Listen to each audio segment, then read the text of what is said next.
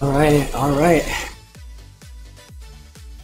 Getting warmed up, woken up, shared out. Get this workout started. Doing threshold capacity. Yeah, threshold capacity this morning. Sure, we got. Look good.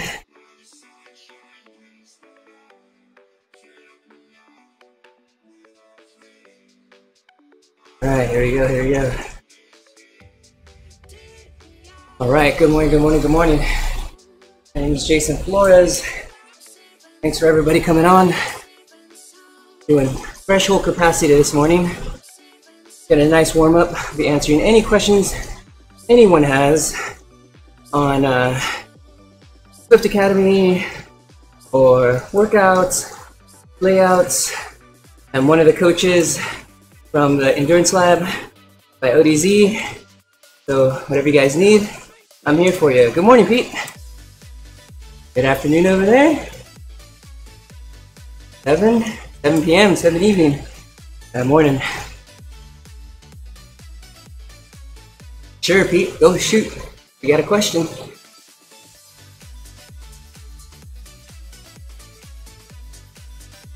Yeah, so we got a pretty good workout here. Good morning, Nadia. What time is it there? 8 p.m. Still early for you.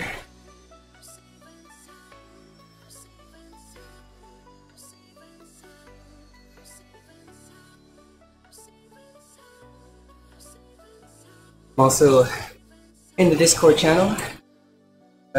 Interested? Are you single? No, not single, my friend. Sorry. Got a 4-year-old here sleeping upstairs. I've got a wonderful wife that lets me do what I do here in the morning. Granted, everything else is done here at the house. Good morning, Kenneth. Still early morning here, about 4:45. Had a question about your shoulder and your tendonitis this morning. Guess we could answer it here. As long as it's not hurting you on the bike, one thing to be careful of is kind of cheating one side or the other. So just be really careful on your balance on the bike. Making sure that you're still able to put some balanced weight. Usually if it's not moving around, you won't get a lot of pain in the shoulder. So something to think about, okay? You just remember that. All right. So with this workout, looks like we've got some work cut out for us. We're looking at about 90 minutes of work.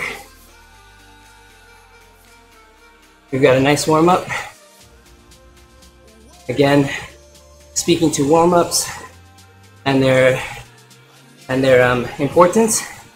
It's always important to do a workout that is relevant to the amount of work that you're going to be doing. Some coaches like a nice long drawn warm up. Others like ones that have spiking intervals, if that's the kind of power that you're going to be putting out that day. So definitely something to consider and think about.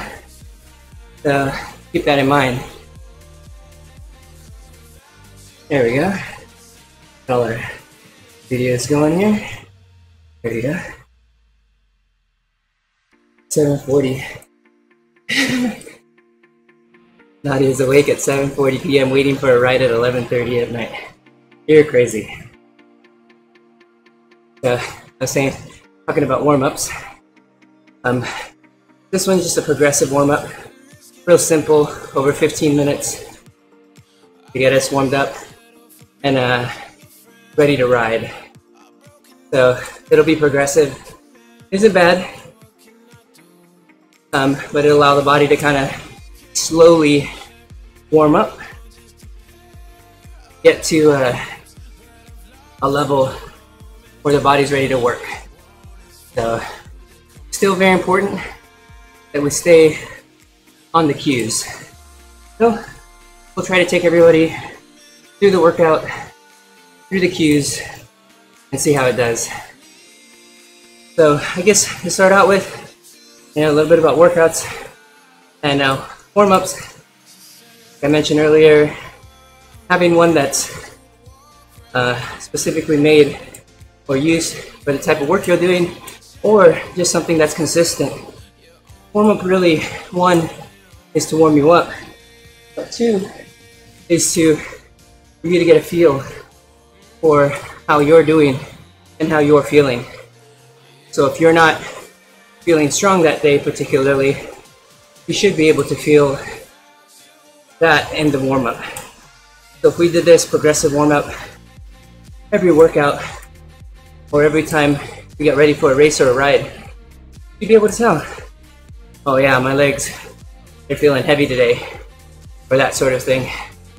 So just something to consider as we do workouts.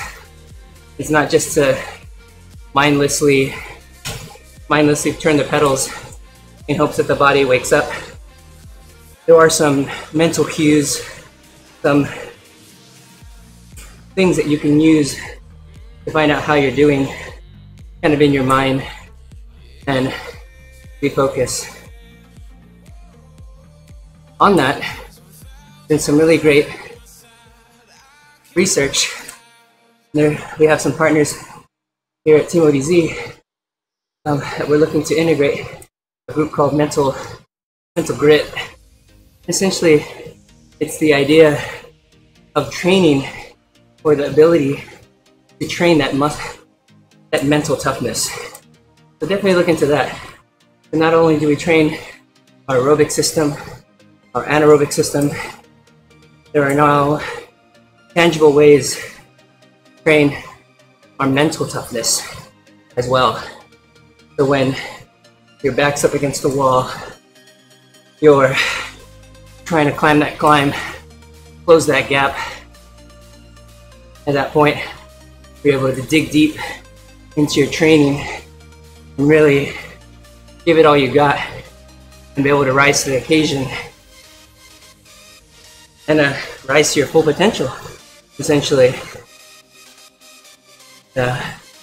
Really exciting stuff. So check that out.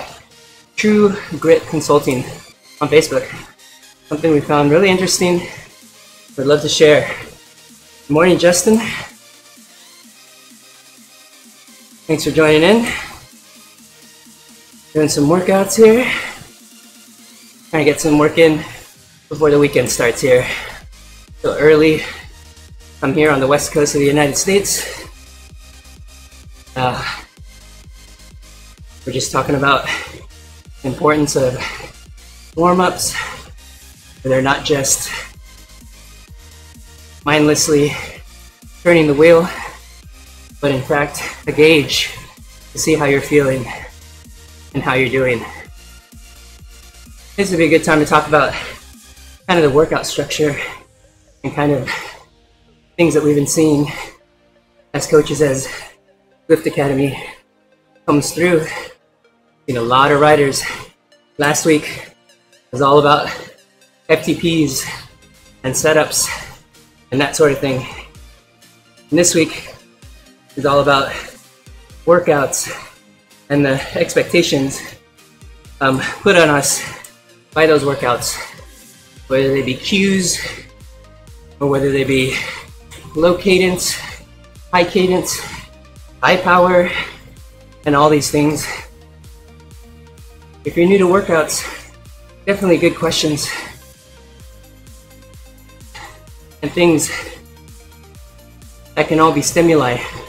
A lot of times you'll find riders just jump on without really anything in mind and just spin.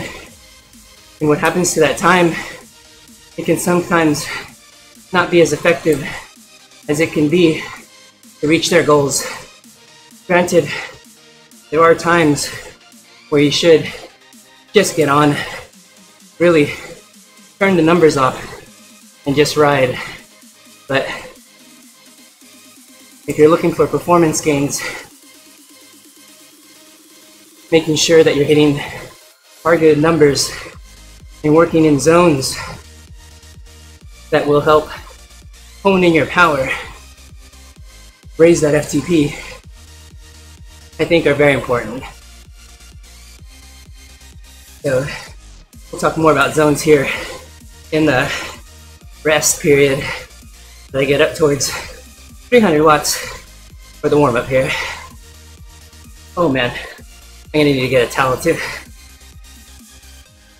But thanks for joining us. My name is Jason Flores, and I'm one of the coaches from the Endurance Lab at Team ODZ. So if you guys have any questions, type them up. Just want to say hi.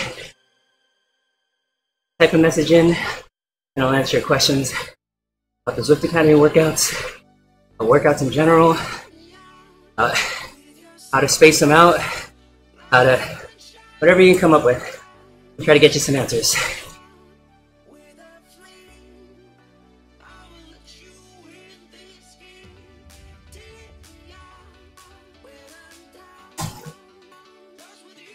All right. In a rest period here, I'm gonna grab a towel.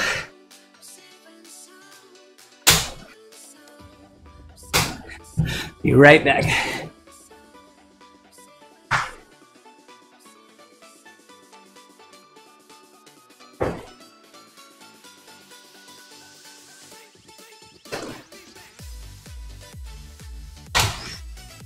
Well, maybe I should have waited till I was going downhill, huh?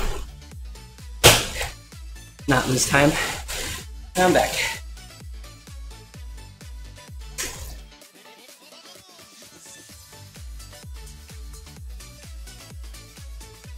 All right. So we're in a rest or recovery zone. And one of the questions that we have seen this week is not hitting targets in your recovery zone or not in your recovery period. As a coach, I'm not typically worried about where you're at. As you saw the prompt at the very beginning, talking about making sure you keep that power low.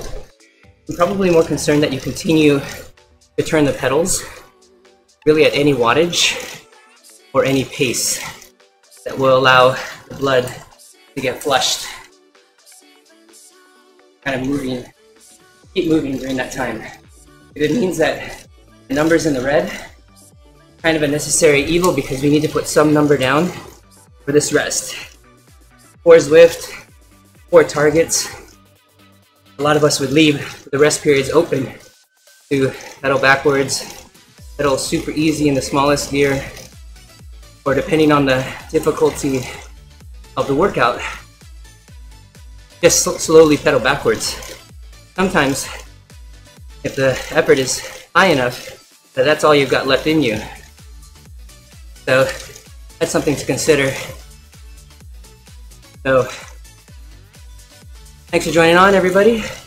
Again, if you have any questions about Zwift Academy, about this workout, any of the workouts, let me know. If not, we can just roll down the Zwift Academy Team Dimensions Facebook page. We can answer questions as we go. It's another idea.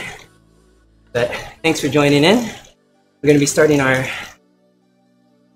this would be middle block, part of the main block. It's going to be 15 minutes, right at tempo. Oh, and that brings up the conversation of zones, kind of how we use them. So you have kind of a couple groups of people that are writing the group for Zwift Academy. You know, it ranges anywhere from people who haven't really done very many workouts to more seasoned writers that know exactly what their FTPs are and have a good feel for what they're looking to get out of the academy. So with that, an understanding of the different zones that we use and the reason why we did the FTP test, so we can take a quick step back. Obviously, a lot of us, majority of us, have done that FTP test to give us an idea of where our threshold power is, essentially our predicted 60-minute time, or our highest, our best 20-minute power. So that gives us a starting point. So for me, my number is 328, and so that number now sets essentially what the 100% of workout effort is. When you take the number that your 20-minute power is, multiply by a factor of 0.95. Peter's got a good question. I'll come right back to it, hold on. And so that brings us to that 100% mark for our workouts. So essentially our threshold. So after you've multiplied your 20-minute power by that factor of 0.95, you get your 100% threshold power. We got a quick question here and then I'll continue. I'm going to swap out these Academy workouts for my longest SST workout. Good. And make sure that they match the TSS. So there's really only one SST/tempo workout, Peter, in this set of Zwift Academy workouts. The rest are threshold workouts, so they're pretty high. So the efforts and the performance gains and your ability to recover most importantly will be affected. All right, primer, low cadence block. So we're looking at 65. Yeah, we gotta get down. And so the workout is going to be at tempo. At threshold. So really gotta watch kind of your fatigue. So spacing these out is really important for replacing those long SST. But you've got the right idea. The TSS matching is important. Get the overall fitness. But for the stimulation that SST and the recoverability that SST or tempo work has is a little shorter than the tempo. So just be careful for the days after. For a long SST, you may be able to do work the next day, but after some of these threshold workouts of the same TSS, you may not be able to do the same amount of work. That's a good jumping off point to talk about the rest of the zones.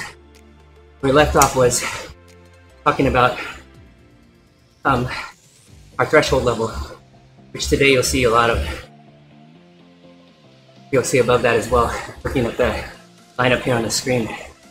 And so we've set our 100% via our FTP test. We'll work our way down. So if you actually work from the bottom, it may be a little easier to understand.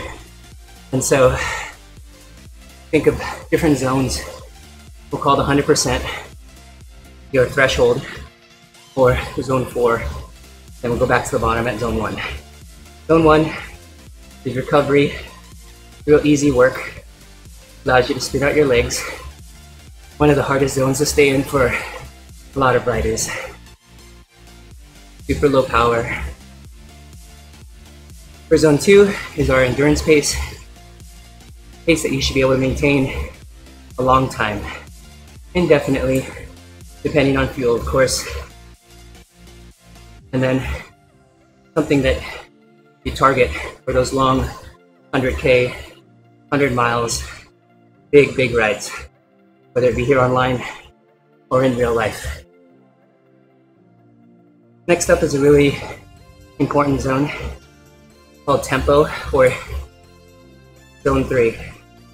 So zone 3 is an effort that's typically we find riders riding a lot in. The zone is quite large, so you could be in a pretty wide range of places as far as your targets. But tempo is a place that does have benefits, and working in intervals in this zone could be very useful. And so as we increase in the levels of effort and wattages, what we'll find is that the amount of recovery needed afterwards will vary inversely. That means if you're doing a workout in 1 or 2, efforts are low, and the recovery the next day should be quite easy and quick. Efforts at 4, 5, and the high end of things can definitely put a dent into your fatigue. And so essentially what it does is put so much of a dent that it requires more recovery. But zone 3, tempo, you may also hear the term sweet spot, is a place where you can get a good bang for your buck workout right at that top of zone 3 that will allow you to get the benefits of increasing your FTP, but being able to recover. So you'll find that recovery after a high zone 3 or sweet spot effort will be a little bit easier than an all-out threshold session. And that difference of 15 to 20 watts can make a huge difference in your fatigue. Good morning, Kwan. Everyone else that's joined us, just talking about zones, getting this threshold capacity workout in. You guys got any questions? If you have any complaints, Kwan's here. He can answer all of those. He's our complaint department. If you have any issues, you can bring them up with Kwan. Maybe, looks like Kwan is warming up for the Goats and Bears race over at Team ODZ, where the categories are lit off at different times. There's Pat, looks like both teams waking up, and they're getting ready for the Goats and Bears race, where categories that are left are let go at different times, and the categories behind are forced to catch. So today's race is actually up the KOM, so they'll be chasing each other up the mountain. The idea of everyone together by the end of the race. Really exciting format, really well run. There are plenty of ride leaders in that group that really keep it going together. Juan says if he has any issues, he's more than happy to ignore them and that he could pass them on to our unpaid interns. That sounds like a good plan. Same thing we do at the office, so that works out. Let's see, where do we leave off?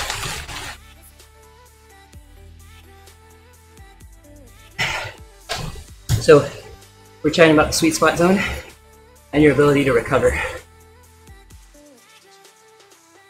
So being in that top end of zone 3, that low end of zone 4 will allow that recoverability, ability to ride again the next day at some effort. So it's a good mix, especially for time crunch athletes. You'll find a lot of sweet spot work is needed or can be used to the advantage, because you're able to work out more days in a row if needed. That brings us to zone 4. But while we're here, let's talk about zone 3, and on top of that, what we get out of doing this at 65 RPM. So normally, we recommend cadences around 85 or higher. And one thing that we can learn from this lower cadence is what's called muscular endurance. And what that is essentially your ability for the muscles to resist fatigue at a longer period. So this added component of muscular endurance can be added to really any workout. Zone 2, sweet spot, threshold, VO2 max, we'll talk about next. But the benefit of it is you put the legs under tension.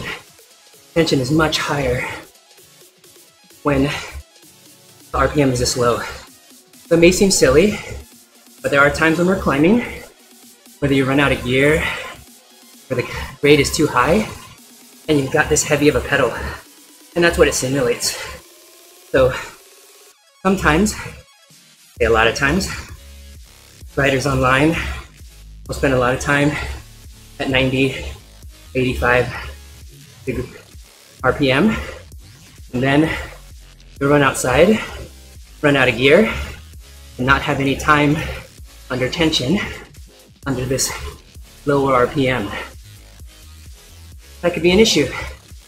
So making sure you have time here under this tension or under this amount of grade is very helpful. The other thing I wanted to mention is making sure you break up longer intervals, longer than 5 minutes or so, with bouts of standing up. I forgot on the first one, but I'll do here at the 5 minute mark. And there's another skill you can practice, which is being able to get out of the saddle and sit back down without much of a spike in the power. So we'll see. We have a couple gears here. Okay, so we'll stand.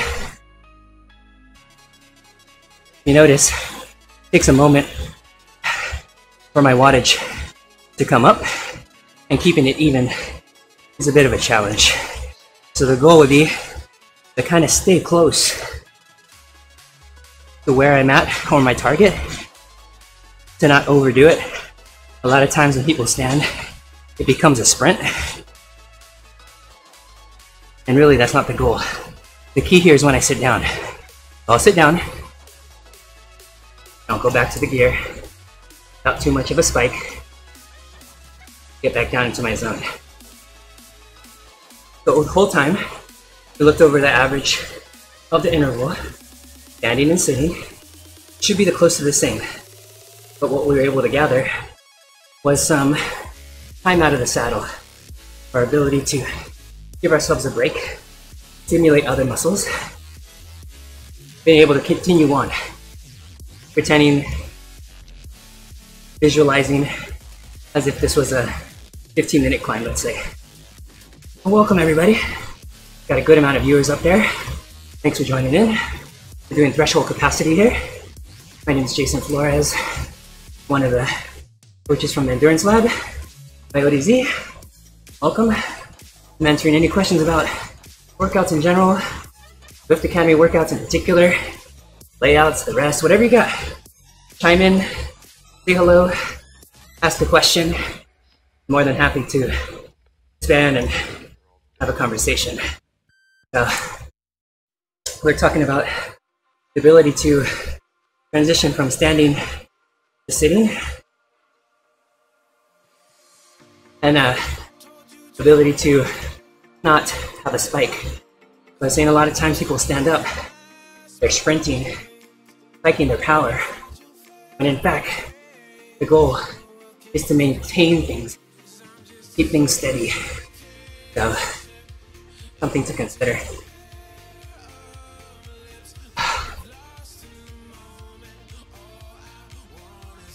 Always cool helicopter music there.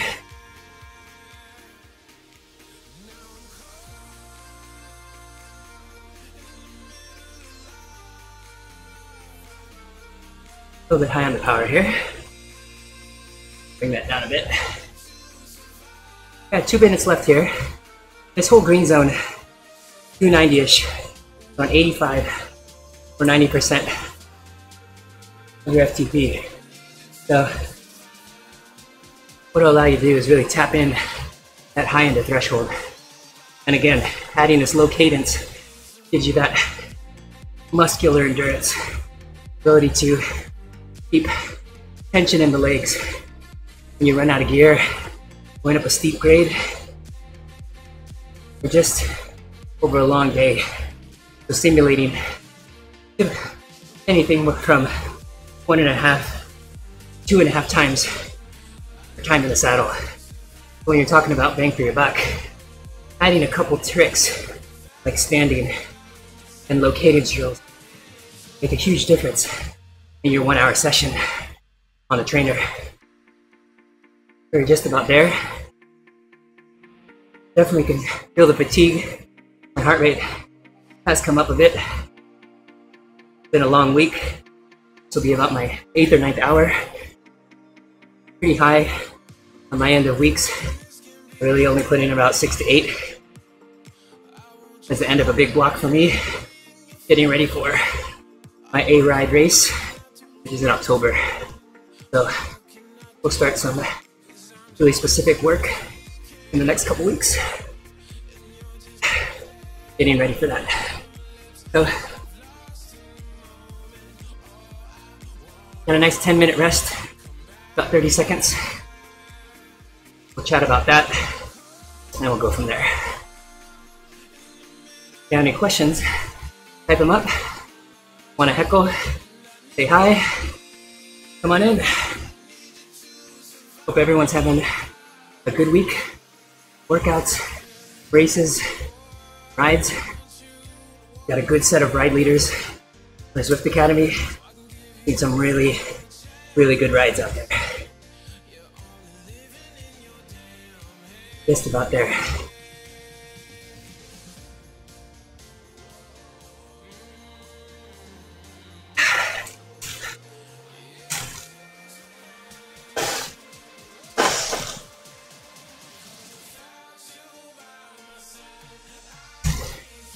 So again, the question becomes, is what do I need to do during the rest?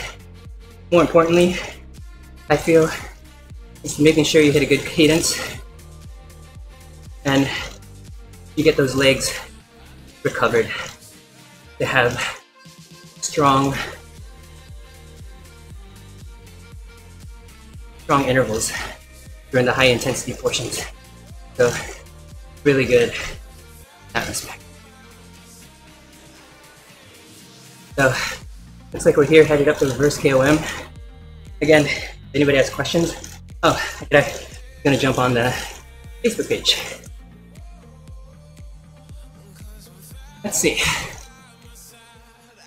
Got Mr. Hughes asking about anything for Sunday. I think there was a race, this Europe race.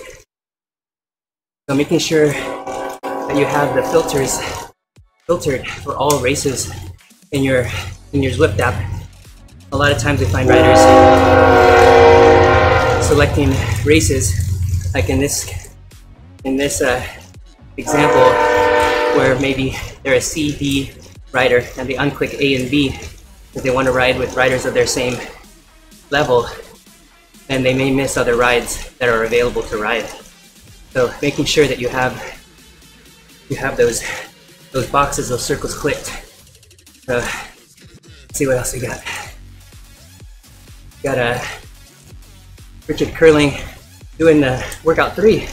It's a threshold pushing in ERG, and it's not increasing above 160. I think because no, it should. It actually should. Yeah, Frank has got some good information there. Unplug and plug. Restart. Yeah, the power should go up. So ERG just might not have been engaged there. Maybe looking at that to make it a difference. That brings up a good question of ERG versus non-ERG. And there are benefits to both. For intervals like at the end of workout 2, there's zone 3 with sprints. A lot of riders will find not being on ERG for the last bit to be very useful in those sprints. But with 90% of the workout being those longer intervals at tempo or sweet spot, then you'll find that ERG can be very helpful. So it's a balance of that workout. But doing those same sweet spot intervals off of ERG can also be a benefit. It essentially puts your trainer into similar what a classic trainer would do, where you have to maintain the cadence and the power. A lot of times find that power coming out of smart trainers, the power is very trimmed or smooth. So you'll find this non-spiky of power, and the power delivery in real life is nothing like that. So what you'll find rather that during that same sweet spot interval, you'll need to keep up the power or micro adjust, which you would normally do on the road, climbing, whatever it may be. So both have advantages. For a lot of our athletes, I ask them to switch back and forth just so they get different stimuli. Yes, the target for ERG is amazing, but it's good to get that stimuli because it's a balance of getting the training effect versus stacking on top of that your ability to hold that wattage consistently within a range to allow you to do that when you're out in real life. But yeah, really good topic, ERG versus non. For those listening in, typically run all your rides in ERG, or you feel like having it off, or have you tried it? Let me know. Chime in. Go through a couple more questions here just to see what we come up with. Lee Evans post, has anyone tried the race prep workout? Definitely tough. So that one for sure, with 15 second sprints. Being on ERG, you can only imagine it could be difficult. But looks like you did a good job at keeping within those zones. Something to look out for at the end of the week here. Some comments from Alex Hinks about the low cadence drills, and that speaks to what we talked about earlier about the benefit doing some of your workouts not only in that lowest cadence like we had, but maybe even mixing it up from like 65 like we did today, 75, 85. And there's also benefit to being able to pedal at that same power at cadences above your natural cadence. So like 95, 100.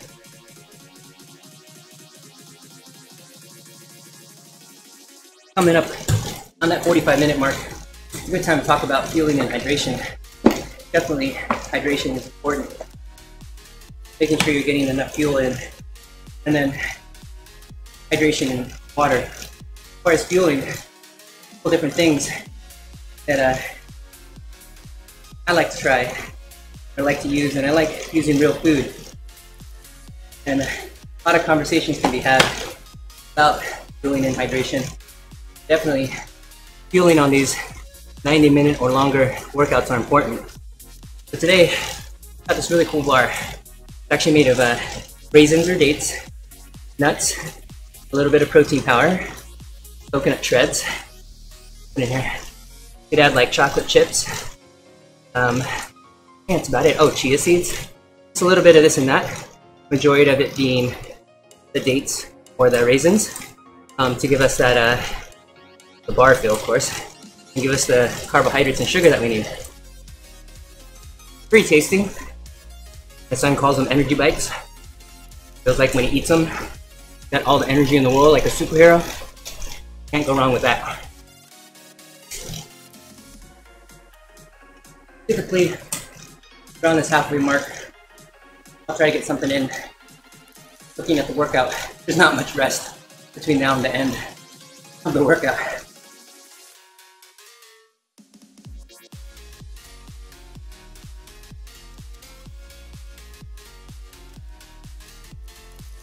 All right, legs are feeling good now. Nice 10 minutes there, especially with the high cadence that we had. Really take some time for the legs to come back.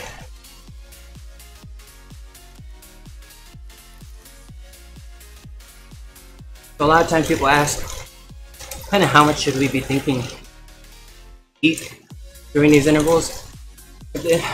Not intervals, workouts. A lot of times they're around an hour. The longest part being 90 minutes. Considering I'm going to be going a little bit over 90 minutes after this, want to make sure I start fueling. But if you were just going to get on just for this, your body in the morning or night should have enough fuel on you from the day to be able to sustain 90-minute just hydration.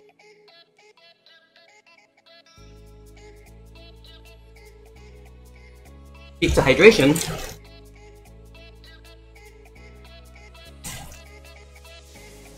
Having your bottles right amount of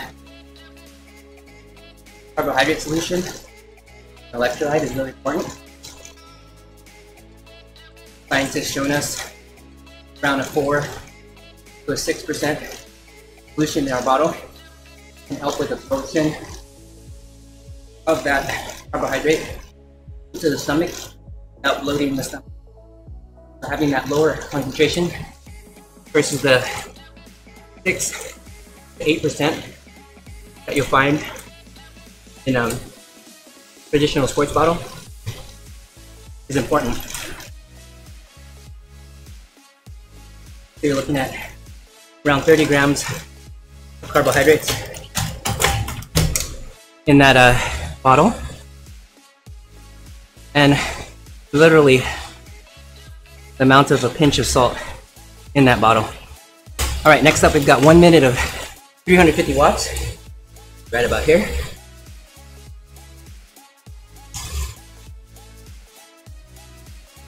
So we'll go right up to 350. It's a good time to go to the talk about zone 5, which is where we are now, above our threshold. And it's essentially our aerobic capacity, where you're utilizing your oxygen the most. So what the workout will do today, push us to that limit, drop us down the threshold. We're decreasing intervals while increasing the intervals spent at this higher level. So essentially training threshold zone 4, and then VO2 max zone 5.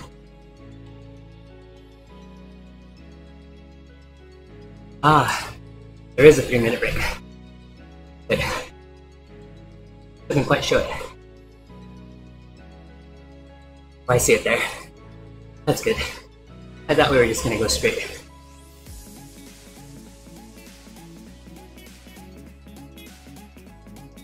So 5 minutes blocks separated into increasing zone 5 work, decreasing zone 4 threshold work. Really push adaptations and raise that capacity to hold your threshold for a longer period of time. Essentially getting into that pain part of chasing breaks, closing gaps for longer than being able to jump in and rest in the pack.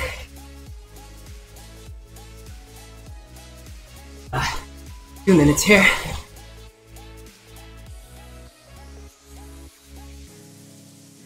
You can break up some sections standing. Save that for the next bit. I think we've got it here.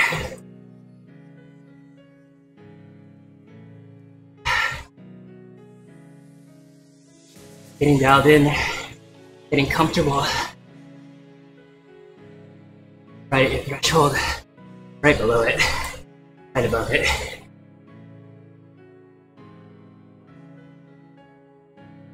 You gotta be careful, as the power you see on the front of the screen during our workout modes is a 1 second power, so it moves all around.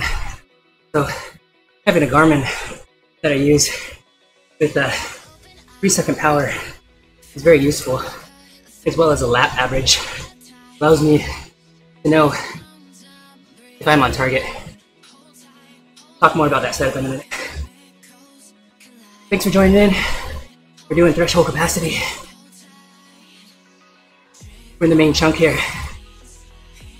We're in zone 4, pushing hard. Self-selected cadence. And answering questions about Zwift Academy, workouts, or anything really workout Zwift related. My name is Jason Flores from the Endurance Lab by ODZ.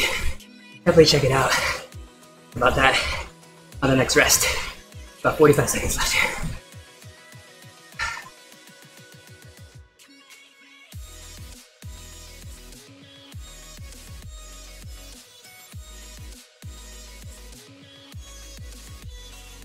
Just about there.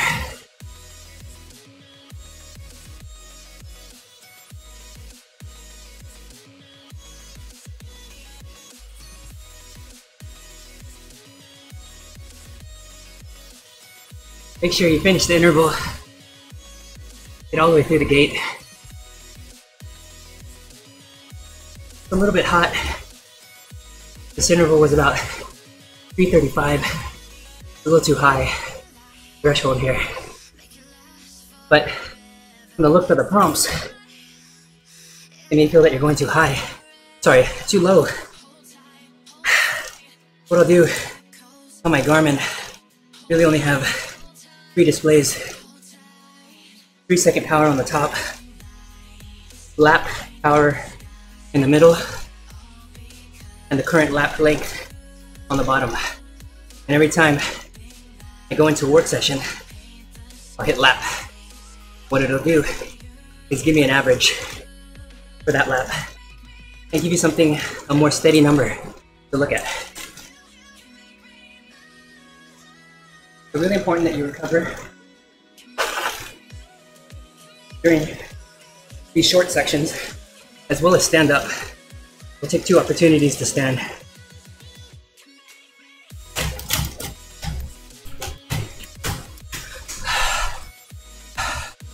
Just allow all your muscles. You don't need to go high wattage when you stand. Again, like I said, a lot of people try to sprint while standing. And in fact, all you need to do is just stand up, let gravity do the work. A lot of times just hit that power target, whether it be low like we're doing today or higher. Sit and spin. So again, talking about recovery and what the goals are. Goals are for you to rest, recover, get ready for the next interval. That means running a couple watts under, pedaling very easily. These are things you could use to your advantage as a workout portion to get fitness from, not in the rest, but is in the work intervals. So if you're struggling to finish the rest or keep that higher wattage during the rest, you can easily back off and allow yourself space.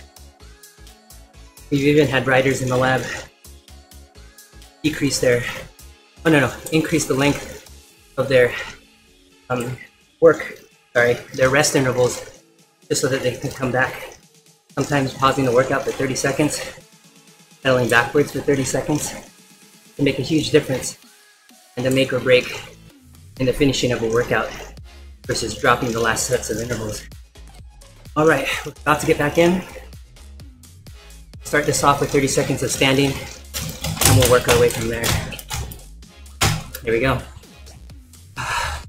So we're gonna do 2 minutes at VO2 max.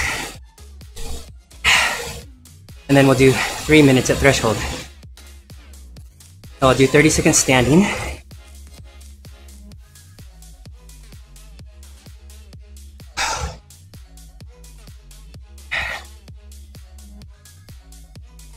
And then we'll sit down and finish the 90 seconds here.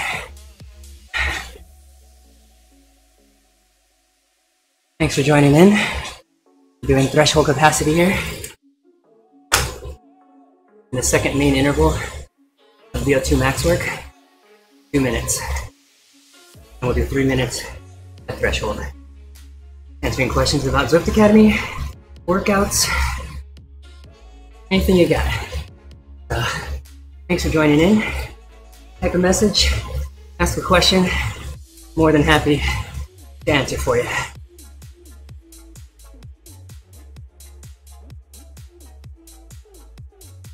Hope you're enjoying the jams. Got going. About a minute left here at VO2 max. So, conversation continues about work above our threshold and our finite ability to hold those efforts like we are. Really, you can only hold these higher VO2 max efforts for a finite time. Anything above 110, 120 plus percent really taps into your energy. If you've heard the term burning matches, that's essentially what you're working on during that time. Really a finite time of being able to push that high effort. So, for example, would be the beginning of a mass start race where everybody's really going for it. The finite time, the riders, anywhere from 3 minutes to 8 minutes for the most seasoned riders to hold that until the body will shut them down and bring them back. Got about 2 minutes here.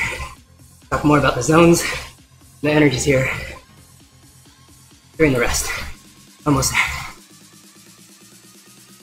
Really important. Stay relaxed. Flex your hands, shoulders, your face. Just using all the efforts. Push your legs. Get the work done. Real steady, real even. Try to hit that target. I think one good added feature to the workout module would be average lap power. Especially here on the trainer, be very important. Making sure we're within that range, rather than popping up and all over.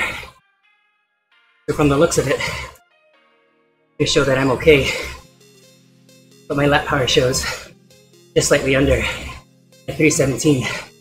So keeping close. Last one was way over at 336. So staying within zones. Another thing we can chat about in the next 3-minute break, if I can remember. Got about a minute left.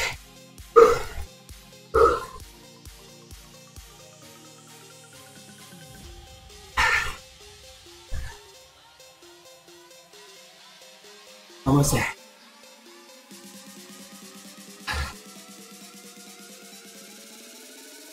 Try not to ramp up here. Bit easy. Keep that average watts.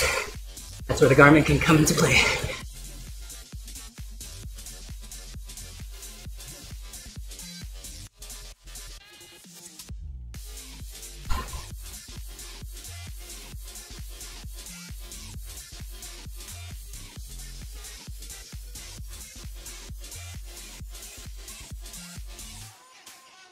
Very nice. All right, back to recovery. So to speak, the finite ability to be in zone 5 or this red VO2 max, very appropriate because when you're in zone 5, you're in the zone into that high-end burning zone. So it makes good sense that it's that high. So I understand now. So we're talking about anywhere from 3 to 8 minutes at VO2 max, anywhere between 110 and 120% of FTP. So really watching riders go out and knowing the length of the climb and knowing that there's no way of riders of, let's say, similar abilities to be able to push for that long. You can strategize your climbs accordingly and hold a steady pace, and a lot of times catch those riders if they are in fact your same level of rider. Second thing to speak to is average watts for your interval. Very useful. A lot of times the numbers are jumping up and down, and I find watching this number at the top of the screen and a lot of times result too high of an average power. Since we're on the pedal the whole time, a gauge like average watts per lap used on the Garmin could be really useful and allow the rider to know how much power they put out in that interval, along with 3-second power, can make a huge difference in your ability to complete the intervals. The first interval I completed at 16 watts over. This one was right on spot at 320, which I'll try to do again. So standing and sitting during this rest interval is important. More important than hitting the watt number that we put up here. Finally, about 82, I think, okay?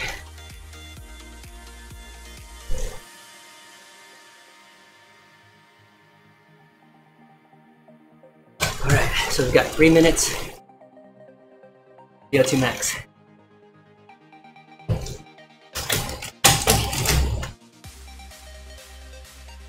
Here we go, hit lap. So real easy to overpower it here at the beginning. So being careful, taking care, making sure you're right where you need to be. Important. To get us to the top. Right.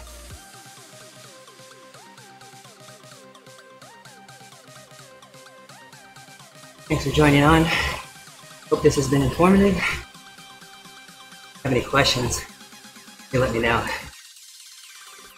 Go through the Facebook page or for some fun. About 5 minutes here.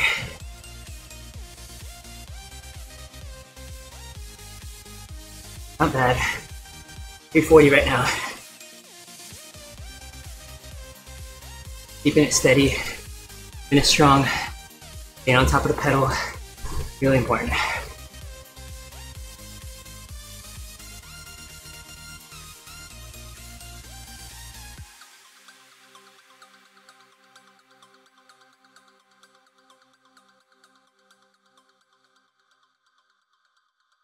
This is a tough one.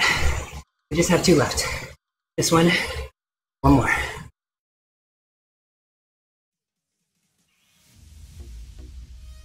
Gonna keep steady on the watts. Watching my lap power. 3 second.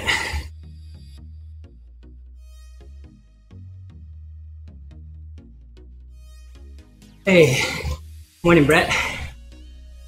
Thanks, I'm working. Brett's one of the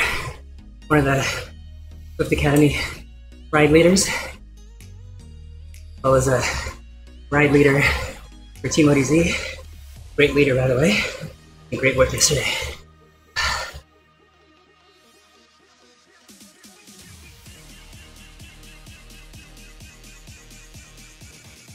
Some green chiming in.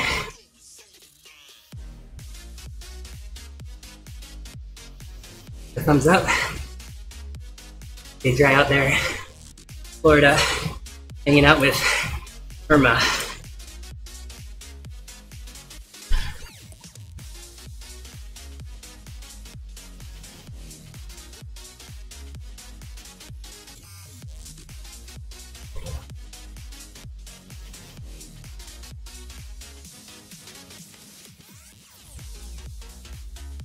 And drop down here for 2 minutes. Almost there. Bridge 345. Right on the spot.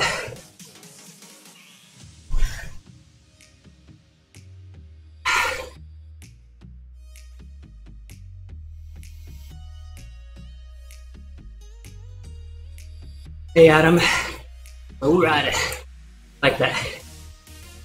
We're halfway through, about 24 minutes in. Trying to get this work done. Trying to get on that level with Adam. Cat 2 life.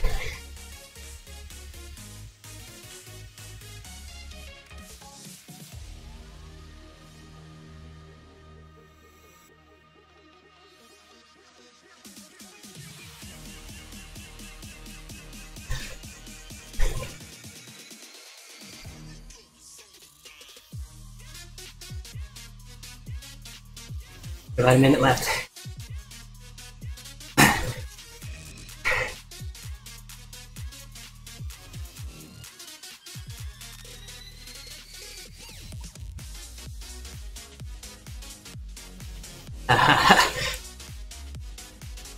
Yeah, I just remember my Cat 3-4 races. All of a sudden, people were touching each other, pushing you out of the way. Not a good memory. Getting pushed forward or back in the peloton. Just about there. 30 seconds.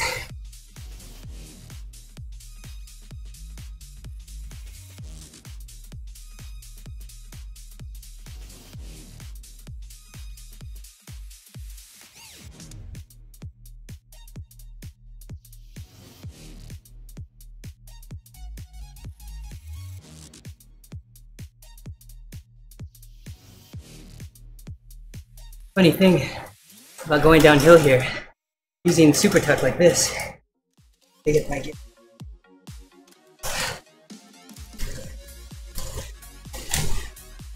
Using super tuck like this was found to be the same speed as pedaling at 1, 2, or 300 seconds. A pretty interesting topic. Information coming from Zwiftblog.com. Definitely check that out. Really good information. Really fun tips on using super tuck, where and when you super tuck.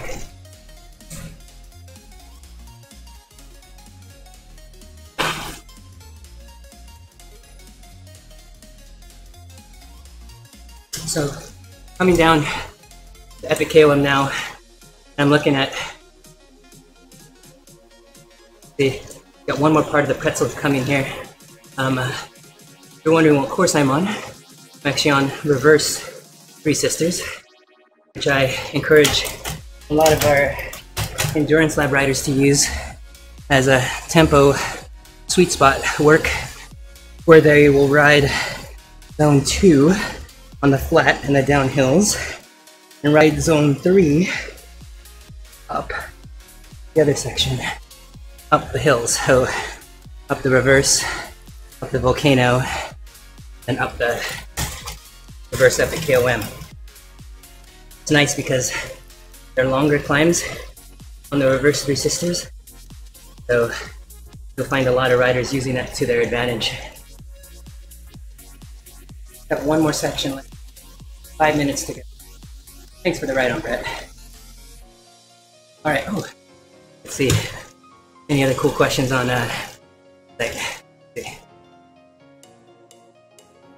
Thomas Sevilla asked about teams. Plenty of teams that got mentioned there. Let's see who got mentioned. Dwight Williams mentions WKG, great group by Marcus Neal. D-Sun by Stewart. Cam Burns' TFC. SCR by Martin. Inbrot. MTCT, haven't heard of that one yet. Maximum Thrust Cycling Team. New one. WBR, little WBR.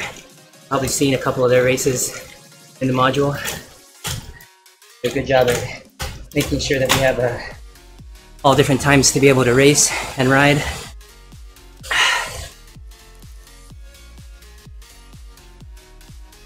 Let's see.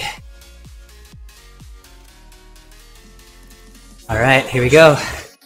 Final bit, final bit. Get up to pace. Hit the lap button on the Garmin. Settle in.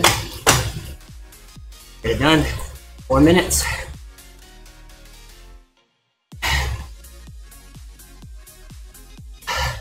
Gotta pace it. Real important. Want to go out too hard. Keep that average wattage right where you want it. Want to finish strong.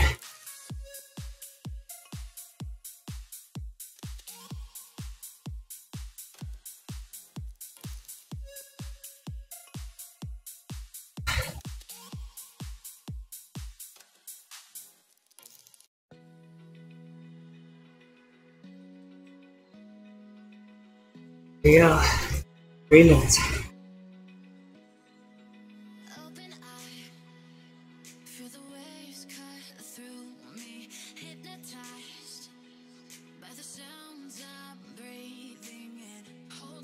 we go. Welcome everybody. Our final 5-minute block on threshold capacity. Any questions? Zwift Academy. Got 15-minute cooldown after this. More than happy to answer. Just log in, say hi, heckle, whatever you feel like.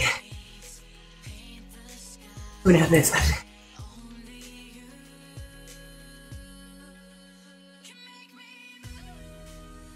$343 average. Right where we want to be.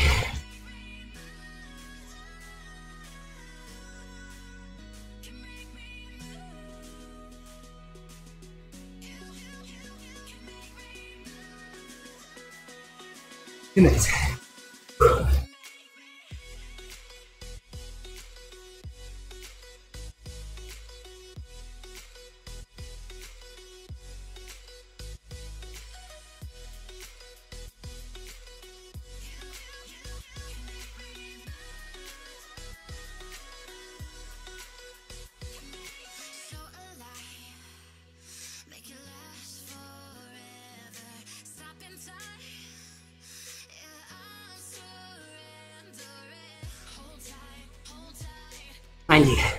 Almost there.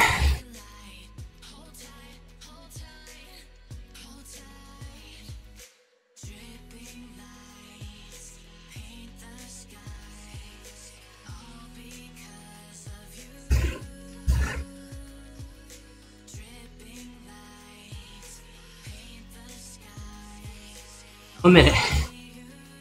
Come on.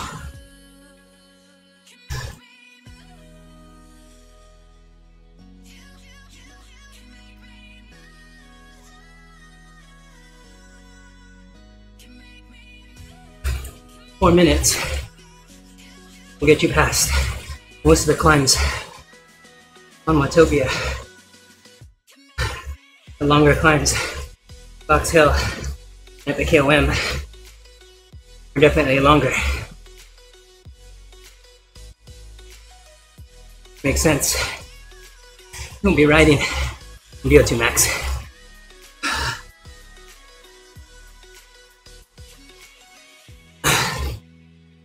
345 average. Whew.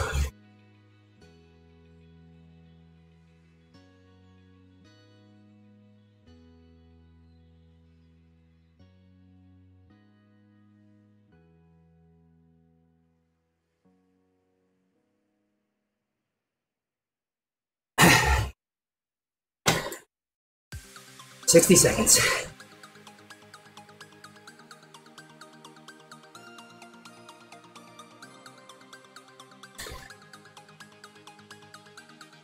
$345 for the first one.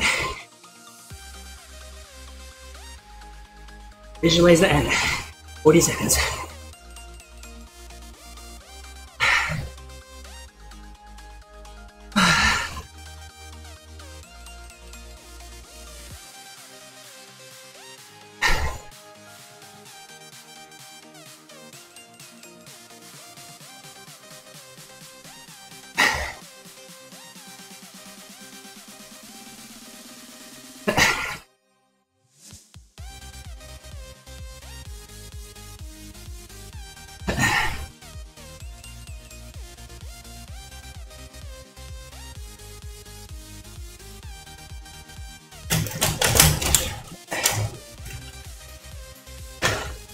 Oh, there we go. Nice little recovery here. Oh.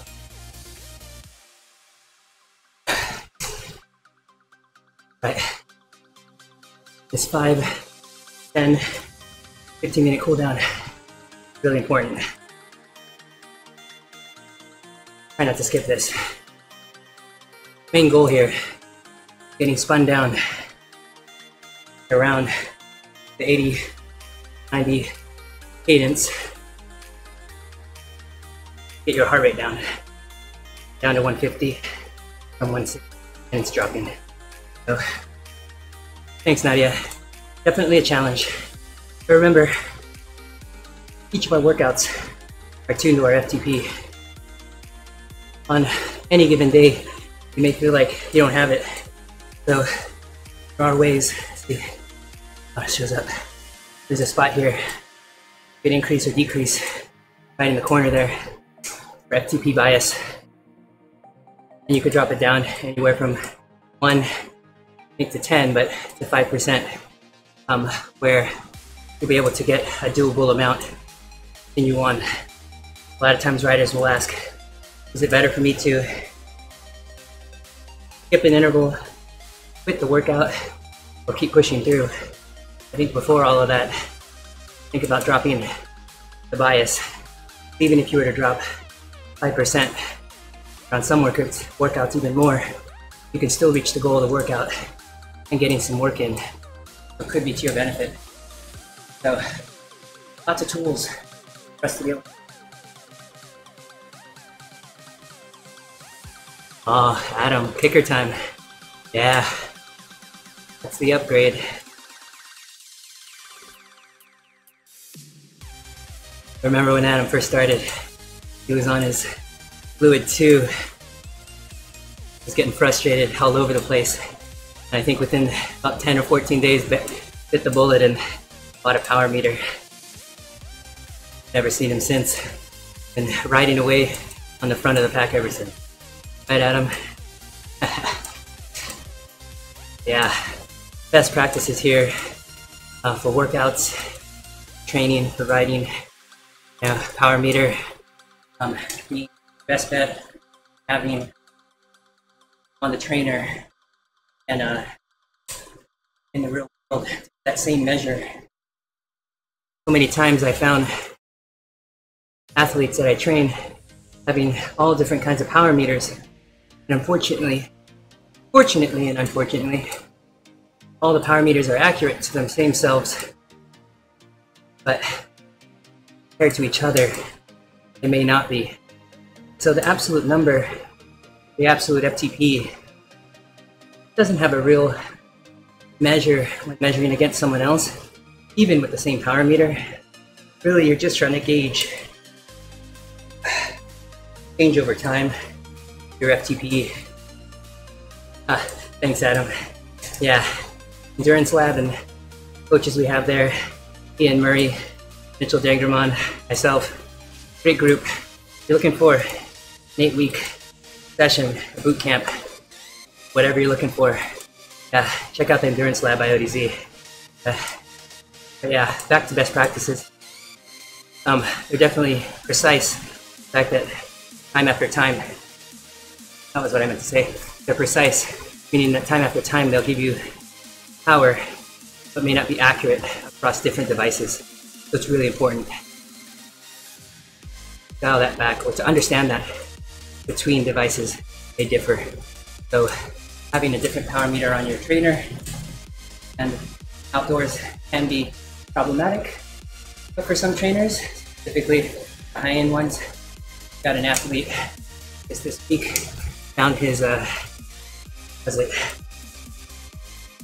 power tap pedals be within 4 watts of his Tax Neo, but definitely within plus or minus 3% that each power meter claims have accuracy.